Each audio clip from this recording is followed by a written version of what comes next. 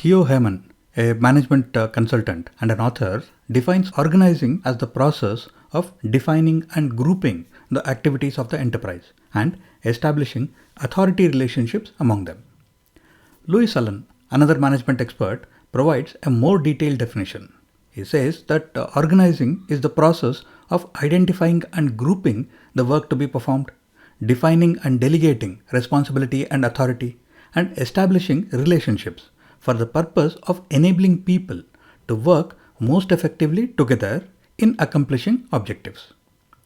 When you make the original plans in the planning stage, they can be like this: all the things that need to be done. But you need to convert your plan into a proper structure like this, which can be executed. So, organizing refers to the process of arranging the resources and the tasks in a structured way to achieve the goals set during the planning phase.